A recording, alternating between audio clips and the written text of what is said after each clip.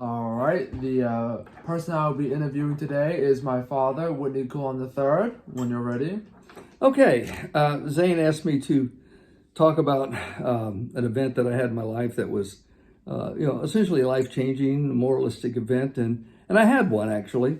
I was about 23. I was in Air Force.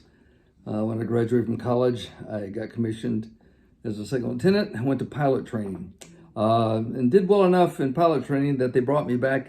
They forestalled my privilege of going to Vietnam and let me come back as an instructor, and flight instructor in the advanced jets.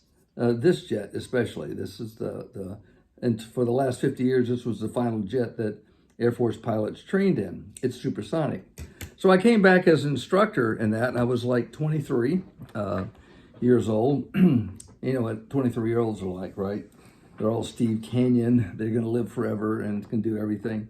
Well, in any case, I came back. I was still a second lieutenant, so I hadn't even gotten promoted to first lieutenant. And I was barely checked out as an instructor. I'd come back from instructor school, and I was in the morning pickup where the flight commander brings all the instructors together and talks about stuff. Well, this was especially important because this particular morning, we were the first pickup. The night before, an instructor and a student were doing night instrument landing, not landings, approaches.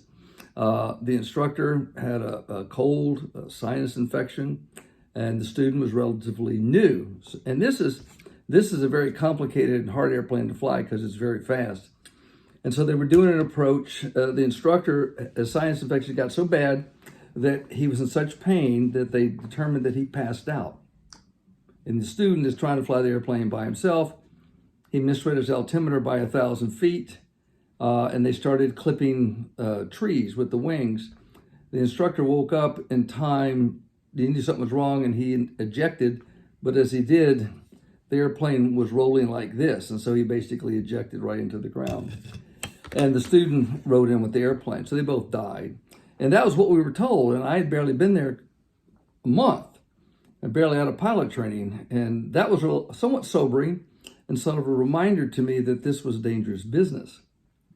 All right, we moved forward to the event that really got my attention. We were just doing landings, touch and goes, multiple landings with students, and there's something called a wingtip vortexes. Off the wingtip, as it creates lift, it generates these corkscrews that come off of each wingtip, and they're very strong. And this is a high wing loading airplane because it has small, very thin wings. And it's very susceptible to this. Well, the airplanes land on opposite sides of the runway because we had to get a lot of airplanes landing. And it was a little tough that day, and the student was trying to fly it, and he wasn't doing a very good job of handling the landing. So I took over. And as we're coming in to flare, I started getting some weird chop. And just as I was starting to land and pulling the power back, we caught a vortex, and the airplane basically did this. We're about 15 feet in the air, slow. It has gear down, and we are literally looking out the window at the ground. If we look the other way, we look at blue.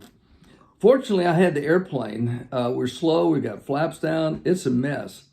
And I did the only two things I could do is this airplane, fortunately, was equipped with afterburners, so you get a lot of thrust if you want to immediately. And I went to full afterburner. And as you can see, the airplane has a fairly big rudder. And I just stomped the left rudder as hard as I could, which made this part deflect up. And the airplane just kind of staggered. It didn't go into crash. It didn't roll over all the way. It stopped and just kind of staggered off the runway, headed towards the runway supervisory unit, which was manned by two pilots and a student to log in all the airplanes as they landed, make sure everybody came back, and to check with binoculars to make sure everybody had the gear down and their flaps down. And I remember as I was trying to keep the airplane airborne, as we went over the unit, I saw two guys come flying out of the door because they were fully convinced that my airplane was going to crash into them and create this large fireball. Fortunately, I was able to get the airplane in the air, got the gear back up and turned so I didn't go across, because the other jets that landed, the primary jets, They were on the other runway, and I didn't want to go flying across their runway because that would have been a potential of the midair. So I got the airplane turned back between the runways and came back around and landed. That event, the student was literally got out of the airplane. He was as white as this, okay? And the two instructors that were out in there and the unit were equally dumbfounded how the airplane stayed airborne. And I guess what came about there was the realization that life is very tenuous. It can stop. It can cease literally within a couple of heartbeats. In this case, I thought what I think was going to be the outcome of this situation, as it was like this. I thought I was going to die. I had accepted the fact I was going to die, but I was determined that as long as the airplane was in the air, I was going to do everything I could to get the airplane like this and flying again. That is the unexpected result, that I was able to keep it flying. So how'd that happen? I don't know, dumb luck, doing the right thing, the only right things I could have done, and just the fact that we got out of the vortex and didn't continue to roll the airplane, because there had been an incident before all this, when this was discovered, where a DC-9 was laying behind a 747 and got caught in the vortex, and it literally flipped him over, and the DC-9 crashed upside down between the runways. So it was a very sobering experience, and it sort of caught my attention. And I was taken back to the student and instructor about a year and a half ago that had died. And I was reminded that I was not immune to this, that even though I thought I could do anything and everything, that wasn't true. Now, it did give me faith in my ability to fly an airplane, but it also told me I got lucky. And I remember very vividly, about 2 weeks later, I was shaving, getting ready to go to work to go fly. And I just kind of stared at myself, because I used to be the kind of person that used to look forward to things going bad so I could fix them, because I was that good. And I realized, I said, you got to stop thinking like that. You got to stop looking for trouble, because it's out there. You don't need to go looking for it. And so I was reminded that I needed to take every day very seriously, and to enjoy it, and to people that were close to me, to appreciate their existence and to enjoy their existence, and not take any of it for granted, because everybody gets to the point of retiring. And it really affected how I went forward from that day on. I didn't stop flying. And in fact, I went on to be a test pilot where similar things happened. But the point of it is, in between those times, they used to talk about flying being hours and hours of boredom punctuated by moments of stark terror. Between those moments of stark terror, I was very appreciative of the fact that I was alive and enjoying life.